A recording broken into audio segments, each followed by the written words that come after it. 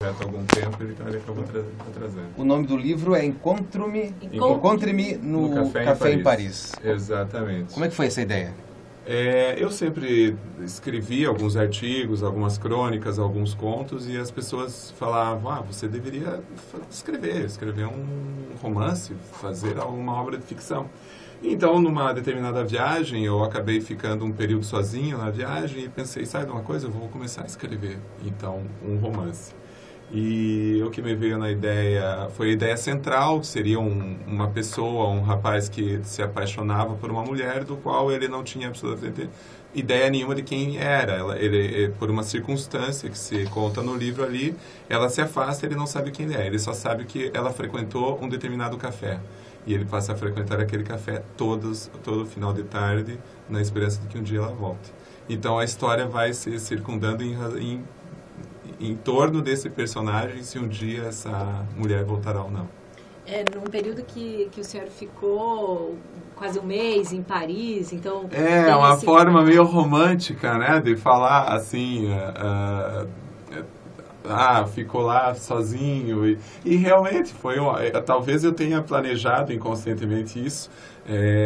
Eu perambulava pelos cafés de Paris, que não são, as pessoas dizem, o café, você fica tomando café. Não, cafés são cafés, bares, bistrôs, e ali ficava escrevendo, e é bem interessante a experiência, porque é claro que uma cidade daquelas inspira qualquer pessoa a escrever, e eu sempre escrevi crônicas, contos, e passei a retratar. Então, todos os lugares, normalmente, que eu retrato no meu livro, eles existem.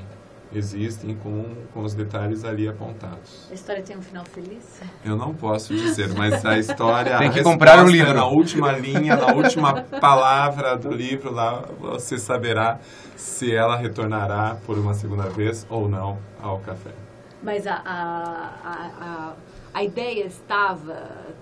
O livro foi se construindo ou você já tinha... É muito interessante. A ideia central era essa. Mas o resultado, o que aconteceria com o dono do café, com a garçonete, com o vizinho ao lado que tinha uma peixaria, com a própria mulher misteriosa, isso foi se construindo. E é muito interessante, porque eles ganham independência. De repente, você não pode fazer com que determinado personagem tenha uma reação a uma ação, se aquela não é a característica daquele personagem. Ele ganha vida própria. Bem interessante. Então, até assim, o último capítulo, eu realmente não tinha muita ideia do que aconteceria. E aí aconteceu, assim, eu resolvi realmente no último minuto. E o que é escrever para você? É uma terapia, especialmente uma terapia, né? E um autoconhecimento. Eu acho que todo escritor, toda pessoa que escreve, se manifesta, seja na linguagem escrita ou através até mesmo da arte, da música, ela tem muito dela, né? Em tudo que ela fala e expressa. E isso faz com que ela acabe se autoconhecendo, né? E conhecendo, enfim, é muito difícil o ser humano ter a plena noção de quem ele é e de onde ele veio e para onde ele vai. E isso faz com que você reflita todo o tempo, né? E estamos vivendo e vamos dar valor à vida, né? Porque ela é muito frágil e a qualquer momento pode terminar. O senhor é de Porto União. Porto União. Estudou lá, depois fez faculdade em Blumenau de Direito, depois circulou por Santa Catarina. Sim. Como é que foi a sua primeira relação com a leitura? Foi dependente da escola? Em casa já tinha uma cultura? Como é que conta pra gente o seu contato com a leitura em si? Como conseguiu amar a leitura do jeito que o senhor ama hoje em dia? Meus irmãos mais velhos liam bastante, né? E talvez então seja isso que me fez também enveredar pela leitura. O senhor via eles lendo?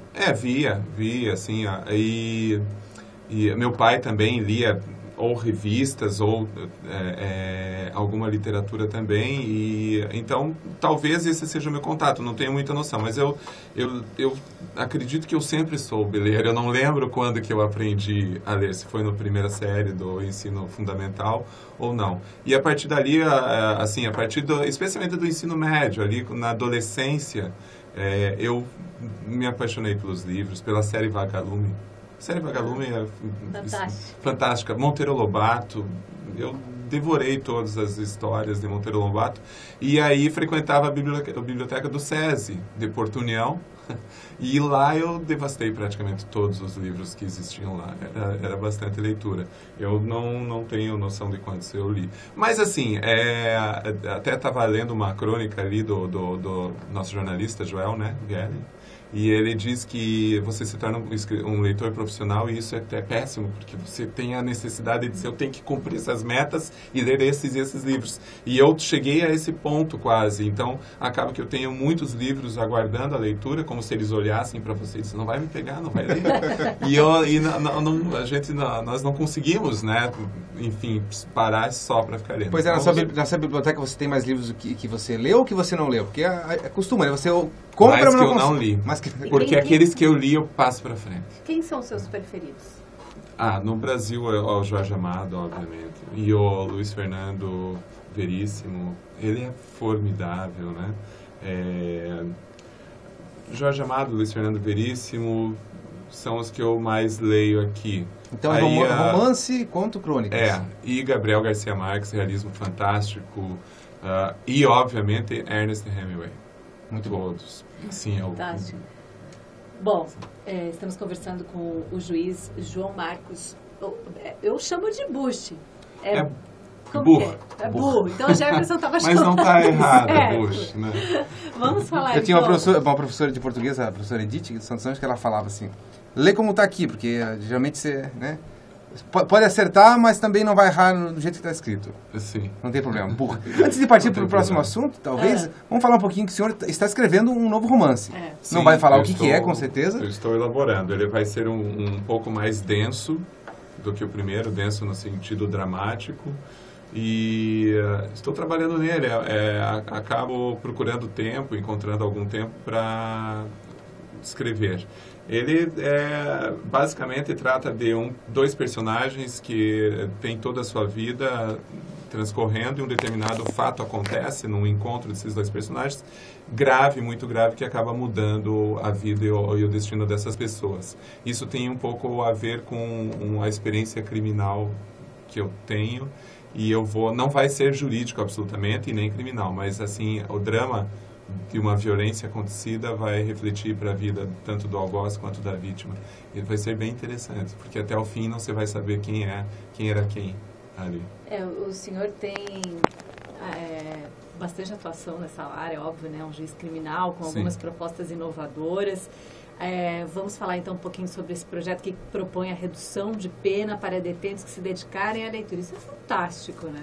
Porque eu acho que tira do papel aquela coisa que a leitura ajuda para o desenvolvimento do ser humano e torna uma coisa mais prática, né? Vai ajudar mesmo? Não vai ajudar? O senhor tem essa proposta. O senhor, nas suas inspirações, inovou, buscou inspiração em algum lugar, em algum escritor, em algum momento? Na realidade, no estudo diário da questão criminal e do direito, eu verifiquei que existem algumas iniciativas e algumas diretrizes, até mesmo do Departamento Penitenciário Nacional, para avaliar essa questão da leitura dos detentos, que os detentos, em geral, eles desejam muito, toda vez que eu vou ao presídio, eles pedem trabalho.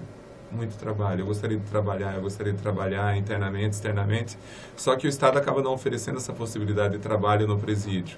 E eles precisam trabalhar também como resgate da dignidade. E essa possibilidade da leitura vai retirá-los pelo menos da ociosidade diária de 365 dias por ano, né, 24 horas por dia. E essa leitura eu tenho certeza que vai trazer bons frutos. Ninguém habituado à leitura pratica violência urbana. É difícil, a não ser que exista algum desvio de personalidade, alguma situação assim. Mas a grande maioria das pessoas que praticam, que se envolvem em violência urbana, estou falando no tráfico de drogas, no assalto a uma farmácia, um banco, né, uma pessoa, furto uma loja, são pessoas que realmente decorrente de toda essa estrutura social, também não tiveram acesso à leitura e à literatura. E agora eu tenho certeza que eles terão, porque vai abater pena, né? Cada livro lido durante um mês, 4 dias a menos de pena. E a biblioteca das nossas unidades prisionais?